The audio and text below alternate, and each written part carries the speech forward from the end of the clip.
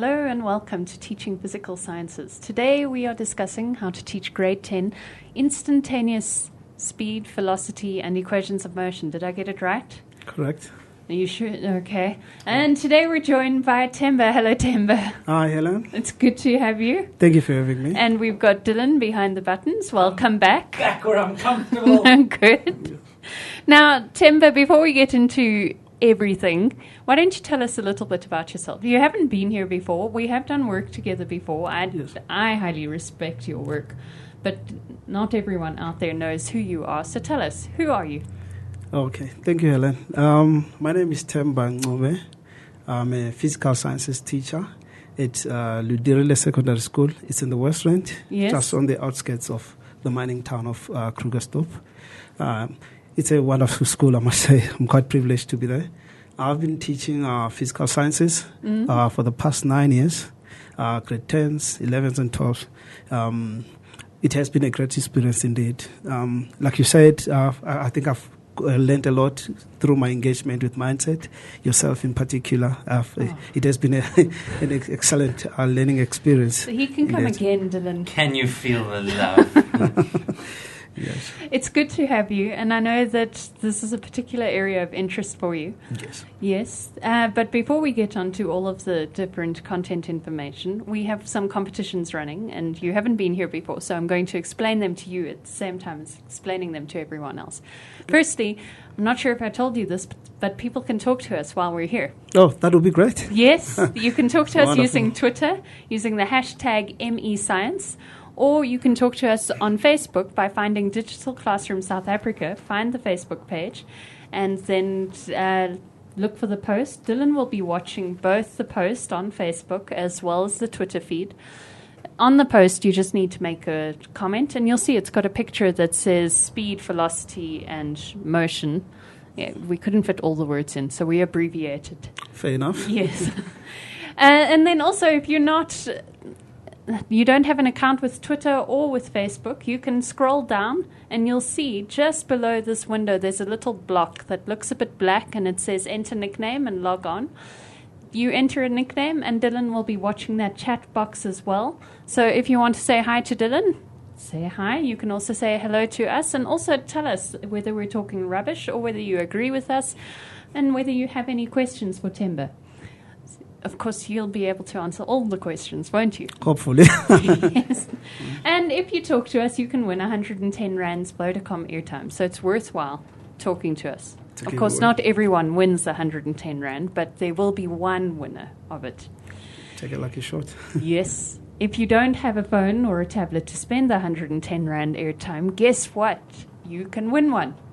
And all you have to do to win it is send a teaching resource to us, something that you've used that has really inspired your teaching. You can send it using the email address competitions@digitalclassroom.co.za. And watch out for the secret code that will be displayed along your screen at some point during this, and put that into your subject line. We'll then receive the resources, we'll choose a winner, and we'll send you either a Sony Xperia L or a Samsung Galaxy Tab 4. So nice prizes. Great stuff. Yeah. Indeed. Okay, so we've done a lot of talking about introductions and things like that. I need to tell you about this book I've been reading. Okay. Yes, and the people who have been watching regularly know that I have a love-hate relationship with this book. But the last few techniques I've actually quite enjoyed. It's called Teach Like a Champion, and it's got 49 techniques that put students on the path to college. Yes, it's written by an American, and you can find a lot of links to it online. This technique is technique number 18, and it says check for understanding. And the little blurb in the books, or the summary, says check for understanding and do something about it right away. So it's basically saying when you teach something, check that they all get it, and if they don't get it, then fix it immediately. Don't wait until a week later and then go, oh, I can see now why you don't get this. It's because it's something that you didn't get right a week ago. And they've lost a whole week of learning because they've misunderstood something. But here's my thought. Check for understanding implies testing, doesn't it? It does. It does. Yes. Yeah. And testing implies marking. True. I've only in all of my experience met one teacher who can mark a class worth of tests in one break time. that only that one teacher, and I think she's a little bit crazy. I don't know how she does it. It's amazing. No. But everyone else takes at least a week to mark a set of tests. So then you can't do something right about it right away. Yeah, true. So what would you do, Timber? I'd rather use alternatives for assessment to give immediate feedback. Perhaps that's what I would want to do instead of grading papers at home. So you're talking about using phones and assessment tools like that? True, yes. And if they don't have phones that can submit answers? Some schools are privileged to have some software that the learners could actually do something and it gives them immediate feedback. And maybe my part would be just to keep track of the progress. If there's any need for me to intervene, then I could take it from there. Okay. Yes. Another way I would do is just verbal feedback. It's to true. Say, oral. Hey, how you doing? Mm-hmm. And it doesn't even need to be, hey, how you doing? It's, or even just looking over their shoulder as they're writing something down. You're checking, okay, they are actually using velocity in the right context when they write the sentence. Or they're not. Well, let's quickly have a chat, blah, blah, blah. Mm-hmm. Doesn't need to have a record kept of it anywhere. On a one-on-one basis. Yeah. It's quite effective, I must say. Yes, yes, because you can't hide when you're the only one that's being spoken to. Yes.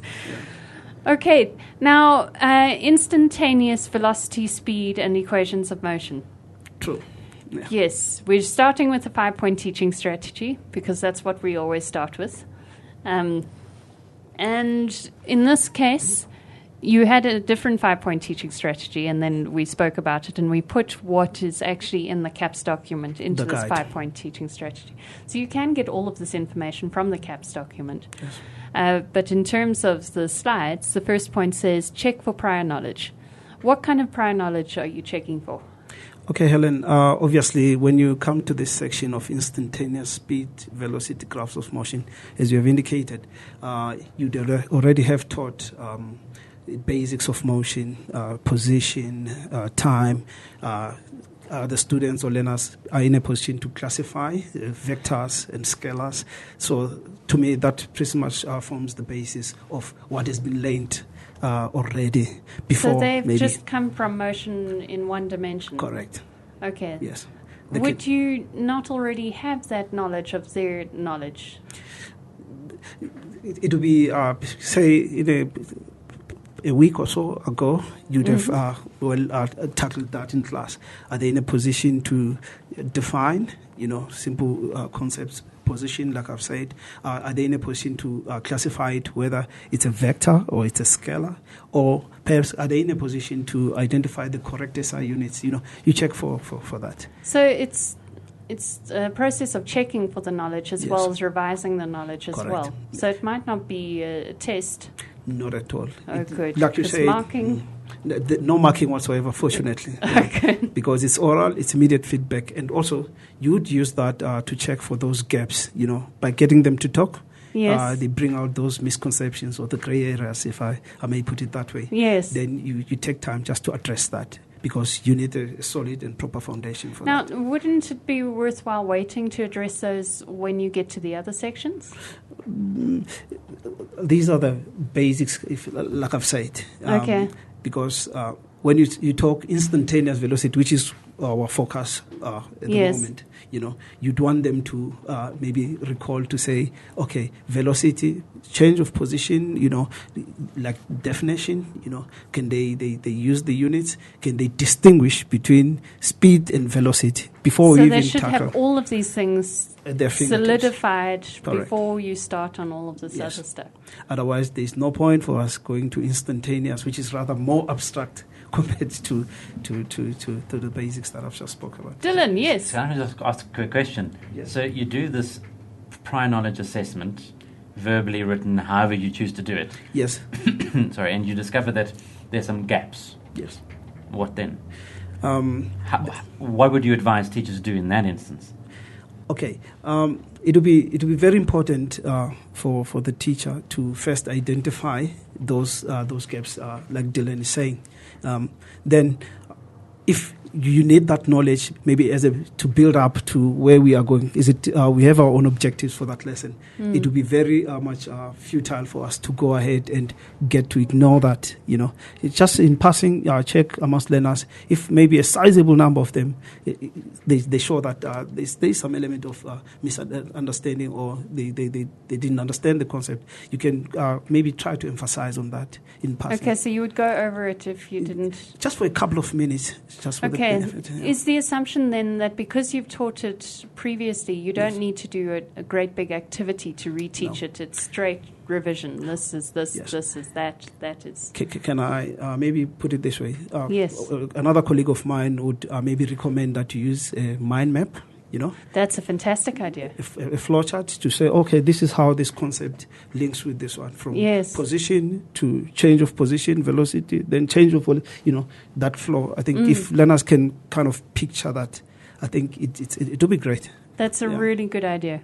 Yes. Okay, the second point says instantaneous velocity and speed, and I know there's a whole lot that goes with that when you teach it. Yes, there's quite a lot. Yeah. However, if the understanding of velocity and speed as vector and scalar, respectively, it's okay from the prior knowledge. How do they do with that vector and scalar? They're okay. I think because to me it's basic recall. It's by no means higher order. Okay. Just classification. It doesn't go beyond that. Okay. So once that part is sound, and it's okay, I think you're good to go. Because when you talk of instantaneous velocity, you're talking of the vector, nature of the quantity. The units are still the same as the velocity that we did when we did motion one dimension, or we introduced mechanics, which is something which is common. Then now you're talking instantaneous at a particular point in time. And now it becomes abstract because you can't talk of motion at a given time. It has to be in a very short period of time. So for learners to kind of picture that, to say at a given time, you'll be moving, how fast you'll be changing your position, it becomes a problem. Dylan. Yes. I got a great analogy, I think. Yes. I've just been to the coast on holiday. Shush, Dylan. Yeah, sorry. And driving down to Durban on the N3, there are two types of traps. Speed enforcement. The one is the traditional camera that takes a picture of you as you pass. That's your instantaneous speed. It's the speed as you pass the camera. Yes. But the other type of enforcement they're doing now is they take a picture of your number plate at point A. Yes. And then take another picture of your number plate a couple of kilometers down the road at point B. Yes. And then they calculate your average. And if your average is over 120, they're going to fine you. Is that a kind of analogy that you could use in class? True. Thank you very much, Dylan. That is particularly every day. So you could use that to establish links between what happens in everyday life and what exactly we learn in class. And I think we'll talk about that later, and how we spark the interest of learners in that. Because you've got some great strategies for sparking interest. Interest. Here we go. Okay, describing motion in words, and then graphs of motion, and then equations of motion. Yes. So the last 3 points all deal with motion. Correct. Okay, you've got a graph over here. All right. Yes. Now, you would start by describing motion in words, and then go on to graphs of motion. How would you link those two concepts? As we refer to describing motion in words, it's exactly the same thing as the graph, because the graph tells the same story, perhaps in a different way. However, the physics or the science behind that is very much consistent. Would you look at a video of a car moving fast and then... I'm sorry, I'm a maths teacher, so... would you look at a video of a car moving fast, then slow, then fast, and then stopping, or something like that, and then describe it in words like that, and then draw a graph from it? Yes, you can do that. You're in a position to do that. Yeah, that's analyzing motion, which is a practical example of what pretty much happens every day. You spoke about how fast, that's the speed, Immediately you say how fast. learners need to understand that you're talking about the rate of change of position. That's so they would need to use the words rate of change. Rate of change, yes, in place of speed, in place of velocity. Yes. And also pay careful attention to vector scalar direction, which is always a problem. But we shall speak to that at a later stage. Okay, so explain how you would teach learners to talk about this graph. Okay, what I would prefer, Helen, I'm not going to use a far-fetched example in Santin in America. I'm in a township school. Yes. So I'd rather contextualize my example. Yes. I'll take a common name, Tabo. Yes. Zinto. He moves. He starts from rest. He was at home. He starts from rest. The interpretation of rest, it's a word, but it has a scientific meaning. We need to watch out for that. You spoke about the language we are describing. So the key terms that are used to describe everyday motion become very, very important. I will say that. Yes. So if an object starts from rest, what it simply means is that its change of position, rate of change of position was 0. Okay. Hence, if you look at from your mathematical background, you'd understand that's the origin. Yes. Which is not very much removed from the maths that they do in class. Okay. So that means the object was at rest, or it stopped for whatever, if it was moving, but it started from rest. And then if you check, there's a concept of gradient, which is to talk about rate of change. Yes. They've done the gradient in maths, If you check, simple questions that need to be asked, is velocity changing? Yes or no? Yes, indeed. Over this period of time, velocity changes. However, this change, I'm particularly interested in it's an increase. Yes. Time is forever moving. That's a fact, scientific fact. It don't stop. The velocity is increasing. But is it how it increases becomes of interest to us on this part. Yes. If the gradient is consistent, it simply means that the rate of change is also constant. So we can think of this as constant velocity. Okay. However, the number of concepts that will come in and say, okay, if the rate of change of velocity is constant, it means uniform acceleration or constant acceleration. Okay. It means between any 2 points, you'd agree with me that the gradient will be the same. Yes. And that gradient represents your acceleration. So if a question may be asked, say, is this object undergoing uniform velocity? Is yes or no? If you check, this is not uniform velocity because the velocity is increasing. Yeah. Happy with that? Then for intrasec, then it accelerates uniformly because the change of velocity is also constant. Every second it changes by a certain magnitude. Then if you check from, I would prefer to use point A, B. Let's say A is the home. Yes. This motion is taking place in a straight line. Hence, emphasis must be on linear aspect of it. Okay. Maybe that. So we maintain a direction of motion just to introduce this. Now, from B to point C, you realize that velocity is no longer changing, but time is still moving, which is very important to emphasize that here the object maintains its velocity.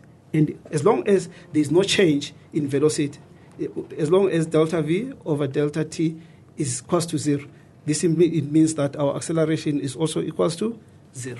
Okay. So 0 acceleration, constant velocity. It maintains its velocity or its speed, its magnitude. Okay. Then if you check, then just a rough example, then at point D, if you move from C to D, the velocity changes. However, this change is different compared to A and B. This was an increase in velocity. And this is a decrease. And those are the words that they would need to learn how to use in that Yes. context. Yes. Okay. Now we're going to go on to the 3-point the 3 pressure points. And the 3 pressure points are meant to be stumbling blocks that either teachers have when they're teaching it or stumbling blocks that students have when they're learning this section. And in this case, you've said the first one is recall of simple yet key scientific facts. What are you talking about there?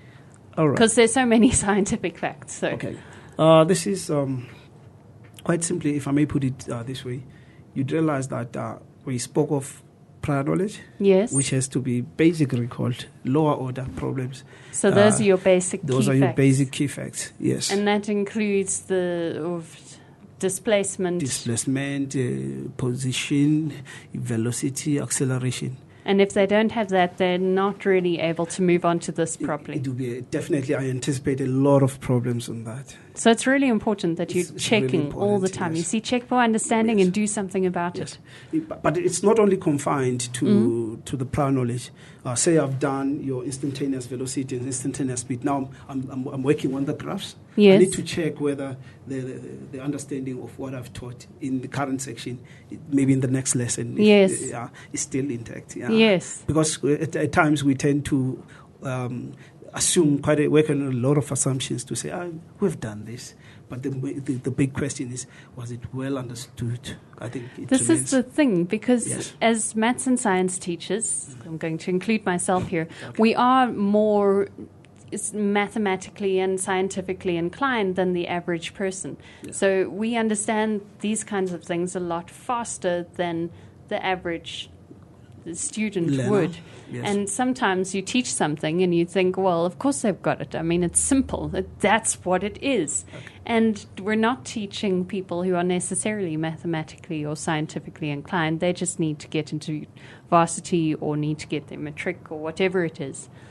True, yes. That's a harsh reality. Dylan. Yes. Quick thought in terms of what you've just said. There's often quite a large difference between thinking, well, I've taught this, so what has been taught isn't necessarily what has been learnt. True. It's quite a mind shift. It's a huge mind shift. Yes. Yeah. And Dylan, if maybe I may come in on that. If we say to ourselves, the most important person in this discourse is the learner or the student. Yes. Having taught something does not necessarily translate to it was well understood. Yes. So maybe just keep that in check. And hence, at times we need to reflect as a teacher to say, okay, I've done this. However, the response that I'm getting is not what I anticipated. Yes. So maybe I could have done it better, That's one of the things that show me who's a good teacher is someone who sits there, in my mind, I guess. So I don't have many degrees or anything like that. Okay. I only have one. So I'm not very educated myself. But if someone sits there and thinks about their day at the end of the day and thinks, okay, well, this went well, that didn't go so well, I could teach this better doing that, but this I taught really well. Just that reflective practice the whole time. It's very key. It's very important. The difference between an average teacher and a great teacher is reflective practice, I think. And Helen, just to add on to that, you'd find that your so-called average learner could be used, it could inform even the pace at which you move during your lesson, And most of the times, those who voluntarily engage in the lesson are the ones who are well-to-do, your typical outstanding student. Now, you tend to forget about the weakest one, Yes. Yeah, so maybe just also keep that in check. Yes. Yeah, it's very important. That is very true. Yeah. Okay, your next pressure point says mathematical aspects of answering questions. And that is a pressure point. Why is that a pressure point? I think earlier on we even briefly touched on how this section particularly integrates with the math. Yes. Yeah, which they do, which is very important. Yes, in our earlier conversations we spoke about maths. Yes. So you'd realize that most of the time when we teach, can I maybe focus my attention on equations of motion particularly. Yes. It's a lot of formulae, substitution, and using the calculator. And at the end of the day, there's no science whatsoever. So sounds like I'd do really well in that section. Yeah, there's no science. You find out the maths part. Okay, v is equals to u plus 80. Anyone can pick up that equation and use it whichever way they want. At the end of the day, you get v is equals to 6. Yes. This is maybe mathematically there is no problem with this, but where is the science behind it? We're just using math as a tool in solving science problems. So you're saying that we need to constantly keep the science in check when we're doing the mathematical problems? Because it all begins, remember, if maybe I can go back to the graph. Before you sketch this graph, you'd say Temba starts from rest. Yes. That's the language in describing motion. You need to translate that to science to say, if it It's rest. It means velocity is equals to 0. Okay. Yeah, you work through the problem, and then when you get your v is equals to 6, for say it's the final velocity, for argument's sake, it's mathematically this looks very nice, But yes. The science part of it, it leaves a lot to be desired. Dylan. Sorry, I've got lots of things to say. I Yes. just want to put something to you and just get your response from it, from this little bit of the conversation. It just occurred to me that in the teaching of science, and perhaps what makes it so difficult to teach and so difficult to learn sometimes, is that we're really working in 3 languages. We're working in the everyday language of teaching and learning, which in most cases is English, which is in itself can be a struggle. We're then also working with the scientific language. Yes. The fact that certain words in a scientific context carry additional meaning. And we're also working with the mathematical language. And sometimes you have to translate from the everyday into the scientific and then into the mathematics, and that sounds really complicated. It's true, Dylan. If say, can I maybe go back to the graph? Oh, please go back to it. We spoke about gradient. Let's talk about AB. Yes. And then maybe CD. Yes. In both cases, velocity is changing. Yes. There is non-zero acceleration. So any average math learner can calculate the gradient. But the interpretation of that becomes something else. Motion is in one direction in this case. Yes. This is very interesting, Helen. Motion is in one direction. Motion. Yes. Now, if, say, this object or this person was moving in an eastern direction, you find that at AB, this positive gradient means that it's accelerating in the direction of motion. Still, this one is accelerating opposite to the direction of motion. So there's a lot of interpretation from the math to the science, which holds true as far as what Dylan said. It becomes a problem. And most of our learners, they tend to take that for granted. Yes. Do the calculations, and maybe to translate that math back to the science and maybe respond to the question, it becomes a challenge quite often. Yes. Sure. Okay, your third point says skills needed by the learners. Those are interpreting, describing, distinguishing, and classifying. So that goes back to interpreting. Exactly. Interpreting, yes. So if you check, one other point that I think I've made before was that during the teaching, I also used to do that. I'm really ashamed of that. What makes us good teachers is that we reflect and we get better. Yes. I'm glad I learned from that. So I'll teach, particularly in this section, the problem-solving part of it. So the answering questions. Yes. And once they do that particular problem, I'm happy. Yes, because you get the marks. But however, something that Dylan brought in to say that with science, it's rather complex because you get a totally new scenario that you've never seen before. However, the skills that you have, if you can interpret what is happening in a situation by simply maybe sketching that to get a better understanding of what's happening in that context of the problem, you can interpret. You can also describe using the keywords. Remember, language is a problem. And now, in my school, you find that we use our African language to communicate every day. Yet, when I teach, I'll teach in English. And the understanding of the literal meaning and the scientific meaning quite differs. Yeah. So I need to hammer that quite a lot.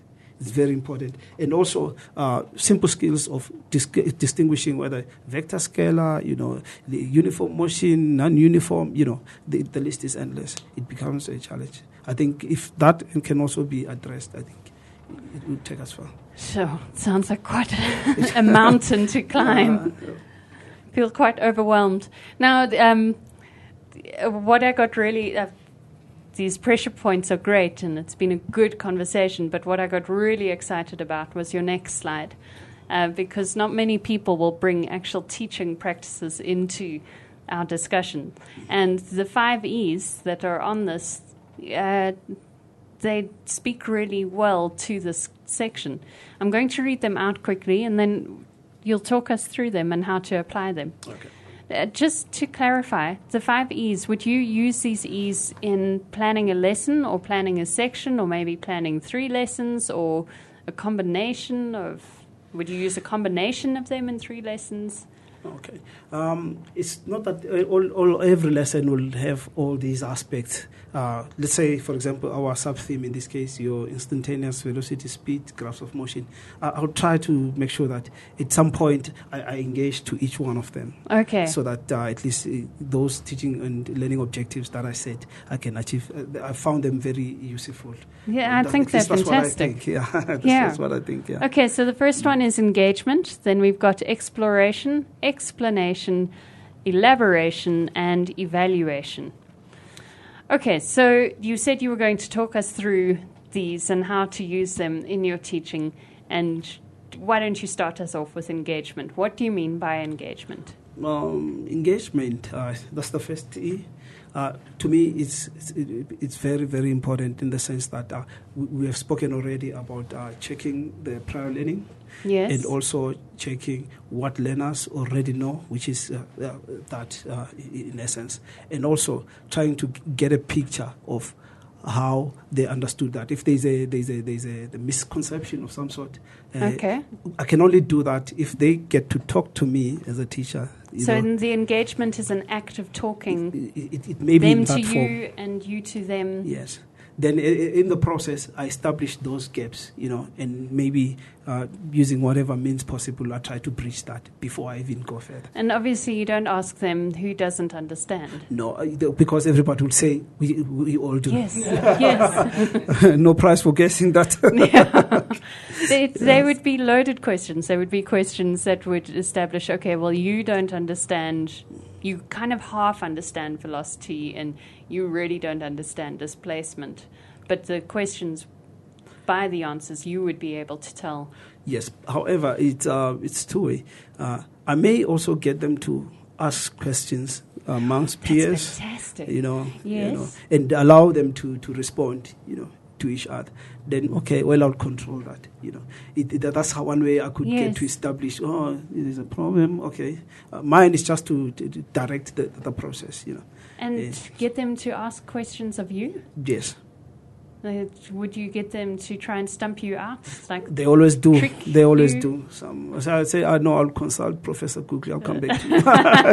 Professor Google. Yeah, I'll come back to you. They always do. They always do. But I try to, in the process, I try to make them understand that some of them may understand the concept better than I do. Yes. My only privilege is that I maybe accessed it earlier than them. Yes. Yeah, but it doesn't make me better. So they get that confidence, they get to talk. And in the process of engagement, I always try to involve even those who don't voluntarily participate, because you get those who are willing to say things, to speak. But it's not always the true reflection of the understanding, and it kind of defeats the whole purpose of engagement. I would want even the most withdrawn to say something, By so doing, I can only even assess how effective I was in the previous section. Maybe if there's a need for me to remedy that, I would use that as an opportunity. It can go up to at most half an hour. I always try to find time for that. Often I meet a lot of teachers, and often they feel that their job is to just deliver the knowledge, just to say this, that, and the learners must just absorb it. And I find it really encouraging when I meet teachers who engage with the content, with the learners. And I'm not saying that one teaching method is better than the other. I'm saying that my personality leans more towards the engagement side, so obviously I'm going to like the engagement side more. But I really feel that that's our strength as teachers. We have the content. We can answer questions. It's okay that we're stumped about things because the learners are stumped about things as well. So True. It's the give-take relationship with them. So it's true, and I think the main idea of engagement, like I've said, Ellen, is that I need to check if I understand how they learn best. Yes. By them saying something, I could tell maybe I could have brought this in a different from a different angle. It could have worked. I always allow them, and you'd find that in a typical class, there are those strong elements. do not. I always try not to suppress them by all means. Yes. I let them go all the way. If they need to, but they mustn't confuse everybody else during the process. That's the problem. So that's one of our point. previous guests likened it to saying, make sure that the picture in your head is the same one that the picture in the student's head. Yes. And get that right all the time. Very key. Okay, the next point is exploration. So we've engaged, now we're exploring. What are we exploring? Because I think we have spoken quite a lot about how we link what we learn in class and what pretty much happens in our everyday life, Now, as far as exploration is concerned, I think it has a lot to do with if learners discover, they learn better, as opposed to your traditional way of teaching. I take charge, I tell, Yes. So by them engaging on a hands-on activity, it could be a simulation that I'll do in a short while. I allow them to play around. I use quite a lot of simulations because you find that resources become a problem in Yes. most schools. I use quite a lot of that, and I found it to be very, very effective. I like that it almost needs to be written down as a quote and cited to you, that learners learn more when they discover rather than when they're told. And they also get to learn whilst they're playing, Yes. And who doesn't like playing? Oh, there we go. Are you wanting to go through the simulation Yes. now? Now, I'll hand you the mouse. all right. And then you can talk us through. Okay. There we go. Okay, what we have here, it's a simulation. We call it. And this is from the FET Colorado. Yeah. Yes. It's free of charge. Teachers and learners alike, they can access this. Get to and you play can around download it to your computer. To your computer. It uses it beyond the confines of the classroom. Yes. The lesson, which is very positive. Yes. So if you check here, three very important concepts in motion: position, velocity, acceleration. But this is with respect to vectors, as you may realize. So there is the moving man there. If you just click on that icon there, and then if you drag the mouse along there, it shows you there is a change of position, or that man is moving. Now, if you check, there is a graph of position. I like the way it shows time carrying on. Yes, time is forever moving. Yes. If you check for position, the man has stopped there. It looks like a house there. That's his place. Can you see there's a constant state of position there? Meaning that that's interpretation to me. It doesn't go beyond. Now it means there's no change in position. The man is standing. If you choose to, it also, if you check on the vertical axis, which is a very key concept, in any graph, your position is always on the. If it's a position versus time will always be on the horizontal axis. Yes. So you can analyze, move it around, and see how it affects the graph. And always time is moving, like you said, which is something which we always say. But if they get to play around and actually see it, they discover. Once they discover, they can recall quite easily. If you check velocity there's a constant velocity there of 0. It means at this point, this graph describes the same thing as that one of change in position. Okay. If you check here, velocity was 0. It means this object for this particular time, it maintained its position. Okay. All those. And so by engaging with a simulation like this, they are playing, they are discovering, they're exploring, which is the other E. Yes. Yes. So this is pretty much the exploration part of it. Yeah. Are we ready to move on to the next part? Not a problem. Okay, so I'm going to just minimize quickly and get back to the next E is... Explanation. Explanation. Who makes the explanation? Now, they would have made, the learners would have made their own observation. Yes. As teachers. Which is an important skill. Yes. They keep talking about it in the CAPS document. You make observations. In science, it's very important to keep track of data. so that you can maybe draw conclusions based on what you have seen. Yes. That's to me, that's your discovering aspect of it. Now, in explanation, this one other, I used to do that.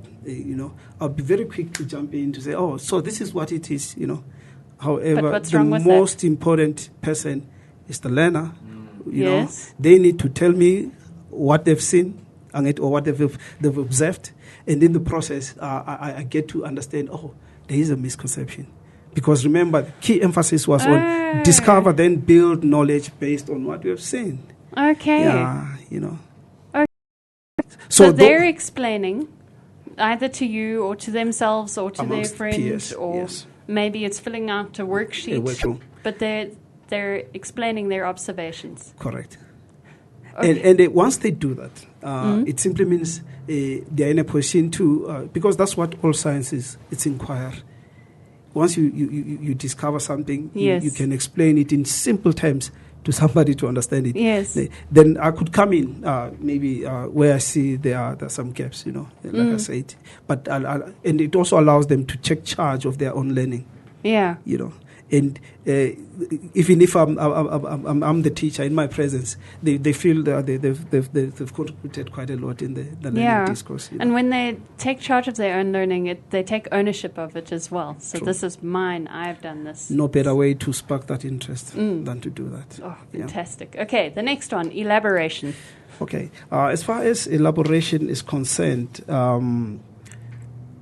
clarities. Okay. Yes. And who would provide those clarities? Professor Google. Not a chance. Like I've said, there's the stronger elements. Yes. I would like so to your aides, your kids. A+ students, yes. do that.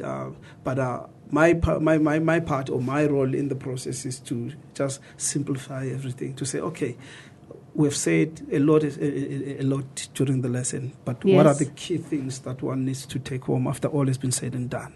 So by elaboration, you're almost saying tie it all in together. Yes. Okay. And for that, you need someone who has a higher level of understanding. Could be teacher, could be a student. A student, yes. Could even be a B student talking to a C student. Because in explanation, there can be a lot of things that learners can say, Maybe I'm doing this wrong. Maybe it shouldn't be based on marks. Maybe it just should be based on their understanding. The person who elaborates for that section is the one who's understood it the best. It's true, Helen. Your understanding comes in on the explanation as well as elaboration. Okay. However, I've always, that's my opinion. I stand corrected on that.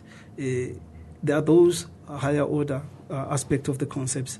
The response or those indicators, the flashlights that you get from the explanations that they give to you, or even if you attempt to try and consolidate that, the kind of explanation that it can be an indicator or it can inform you to say, should I go to your level, cognitive level 4 or not?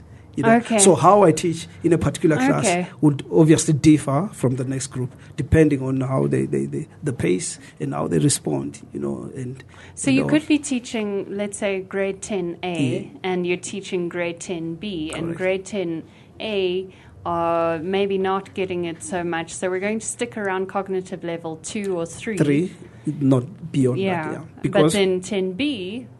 they're fantastic. They got it immediately, and we go to level 4. I go all the way. Because the risk of trying to, you spend a lot of time doing your higher order problem or concept, and then you stand the risk of undoing the good thing that we've done with the basics, which is, to me, it defeats the whole purpose. Yes. Yeah. So you need to pay careful attention to those indicators. Should I go there? Should I not go there?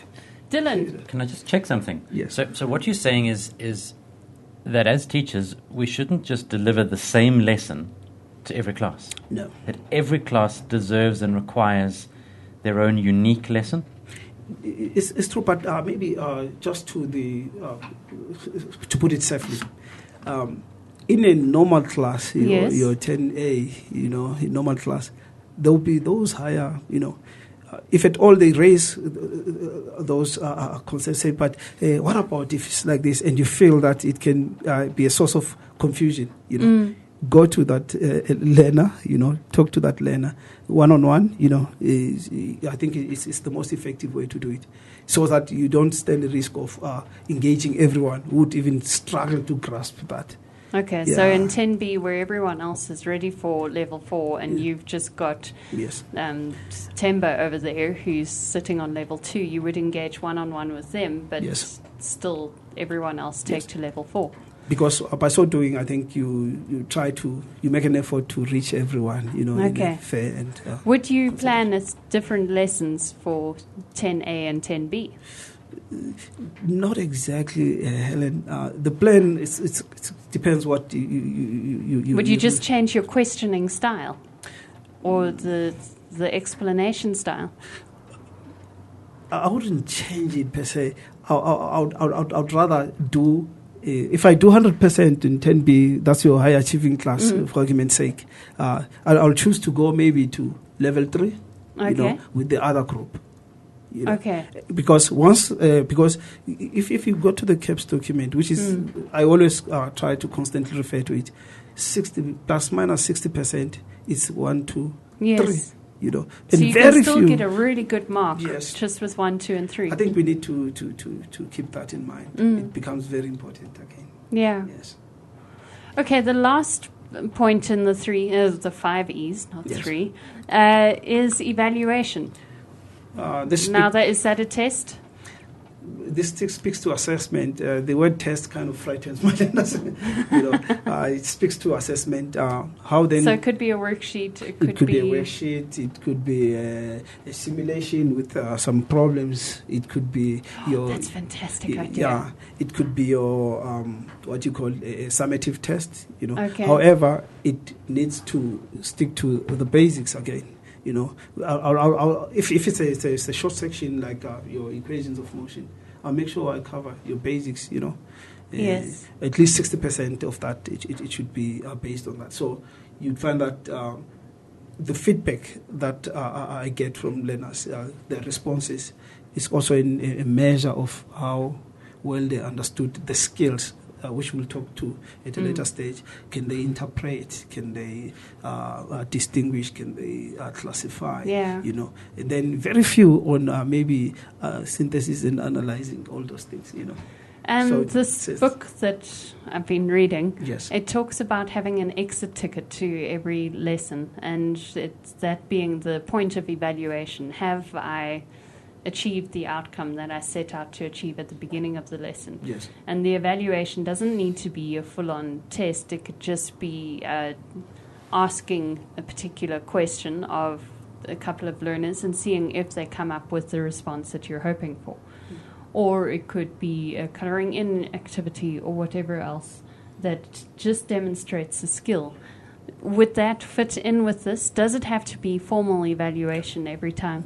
Not necessarily. I think you said more than enough. Thank you. I'm going home now, Dylan. I think just to emphasize on that, the form of assessment needs to be varied, because all you are saying to yourself is that this group of learners, they've got different strengths. Some are stronger in observing and maybe drawing logical conclusions. Yes. So if it's hands-on, they can respond. Easily. Some are good with problems solving in math, and maybe less of science. So I need to strike a balance and have a fair part of all selection in the section. Yes. So it doesn't necessarily have to be formal. Just informally, I think it's a good indicator, because at the end of the day, it boils to assessment. Yeah. Okay, we only have 10 minutes left, so we're going to go through the good ideas. Okay. But we'll do it quite quickly. The first one says, approach must be learner-centered. Why? The most important person is the learner. Take charge of your own learning. Is it fine? Yes. Is that right? And then you discover, and this is the person who must benefit from the engagement that we spoke about. So they must be involved so that they contribute in the learning process of their own. And that extends to everything. It extends to the activities you do, to the way you assess, to the way you explain, whether you get them to explain or you to explain. Yes. Yeah. True. And if you check on point number 2, I think if you say hands-on activities, for learners, I think it speaks to the same thing. Yes. It says the teacher must take charge of maybe controlling the learning process, but the person who plays the key role is the learner. It's sometimes difficult, though, if you've got a big class of 40, 50 people and then they must do a hands-on activity. Okay. How do you cope with that? Resources may also be a problem, like yes. you're saying. I've used the visual aid. The moving man is an example. Okay. Just observing is a skill that they need I need to impart as a teacher. Okay. So I can do a demonstration, but then that will call for their attention. So I would have minimal disruptions because I would expect them to respond to something as a follow-up to that. Would you get them to come help you with it?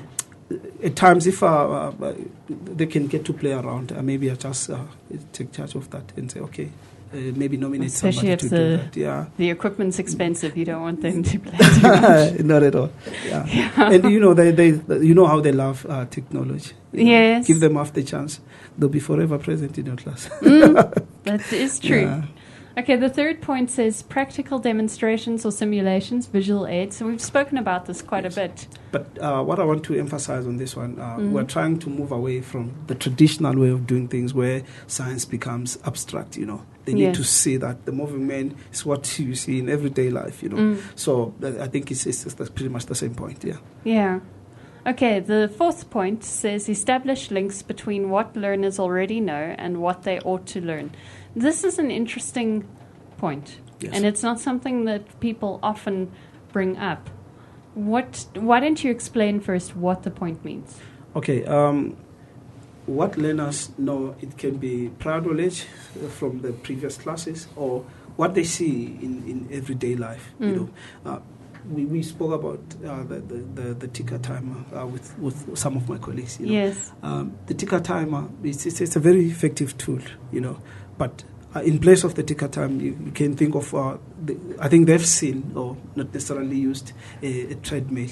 Okay. A treadmill can also be used to keep track of motion. That's a very clever idea. It's science. Everyone going to day. Virgin Active for a science lesson. So what they ought to learn are those lesson objectives. To say, okay, how do I use what they already know? If there's a misconception, I address that first.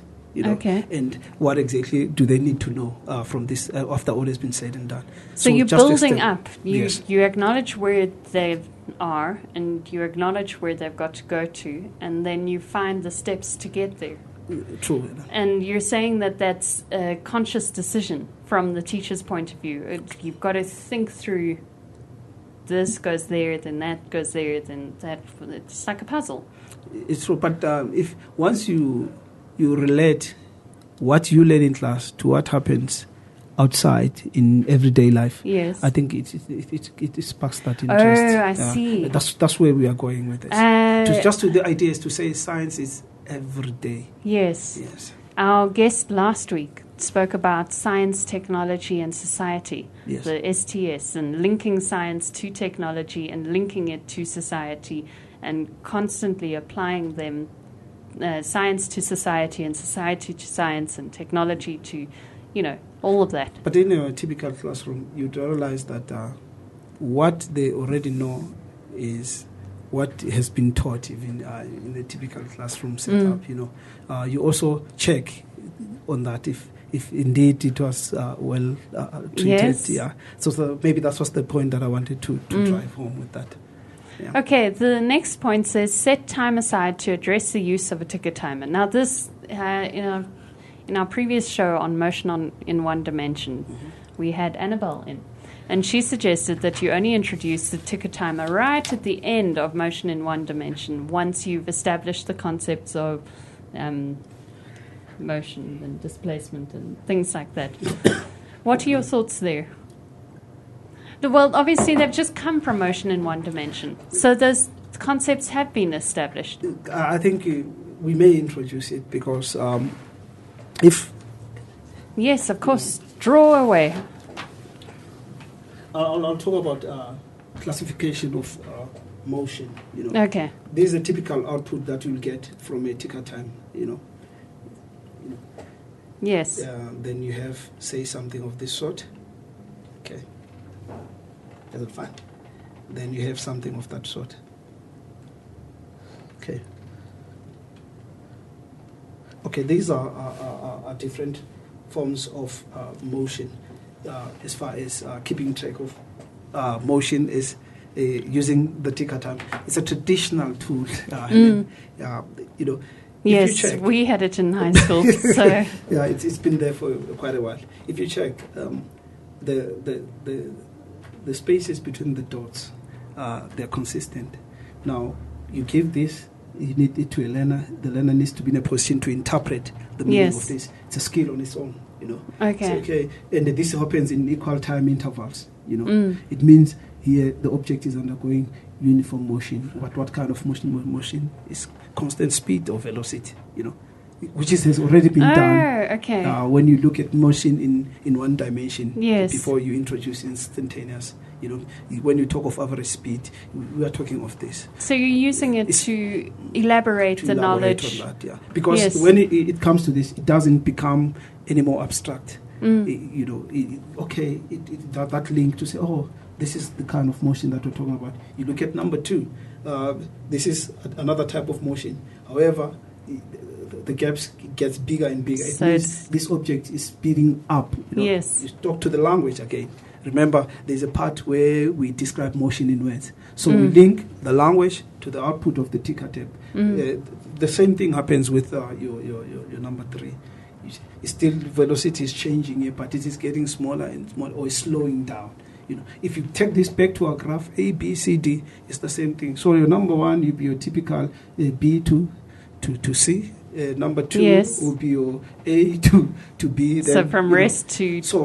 Yes. Exactly. In other words, this is directly linked to what we have done already in describing motion. So from linear motion, this becomes very, very relevant. And it's important to set aside time to go through these. Yes. Okay. Your next point says more emphasis on the big idea than on answering questions. And I think this is kind of what you're talking about here. True. Is applying the big idea of what is velocity, or instantaneous velocity and speed and equations of motion. How do you apply it? It's true, yeah. So, like most of the teaching that I used to do, bad practice, by the way. You can only get better. Yes. I do, at least if you admit that. I have done some shockers in my day, so yeah. So I wouldn't do this. I'll just talk to learners, or this is what, and I would expect them in a way to understand that, But the big idea is, can you classify this motion, describe it in words? Can you put this in the form of a graph to tell the same story? That's the whole idea. Once you have that skill, I think problem solving becomes secondary. Oh, fantastic. So emphasis on imparting the skills. Yes. More than getting the right answer. We spoke about that some time ago. Yeah. Okay, the last point says explain the key words that describe motion. And you keep coming back to this, talking to the language. True. And language is it's a stumbling block, it's a harsh reality, which we cannot ignore, I think Dylan spoke about something to say, translate what you are given in everyday life to maths, then maths to science. Yes. It becomes the words how fast, how long, when, if you say how fast, the learner immediately needs to say, oh, we're talking about rate of change, speed or velocity, is vector, scalar, that a lot of things come to mind. So it's a good idea to constantly draw comparisons between these and bring them up in class. So maybe emphasizing to say that if you say how fast, you're talking about speed, if it's just a scale in this case. But if there's a specified direction and says how fast, you need to interpret that to say it's velocity, just as an example, So the language, an object starts from rest, meaning velocity equals to 0, all those things you need to always keep in check, And if you analyze the context, just one more thing, if you analyze the context of a problem in your evaluation, Temba starts from rest let them underline rest, and then maybe obviously elaborate on the implication of that in a physics context. Okay. Themba, we've come to the end of our time. Are there any parting remarks you want to say before we say goodbye? Okay. I think what I've said is we have said quite a lot between myself and you know. So in that discourse of teaching and learning, the most important person is the learner. Allow them to take charge of their own learning and just guide the process. If conditions allow, please let them also discover. Once they discover, they recall much easily. I think that's all I can say. Yes. Yeah. Themba, it has been an absolute pleasure having you. Thank you for coming. Remember that you can still win a phone or a tablet by submitting your teaching resources to us, and the email address is competitions@digitalclassroom.co.za. Thank you, Dylan, for your magic, and we will see you next week. Goodbye. Cheers.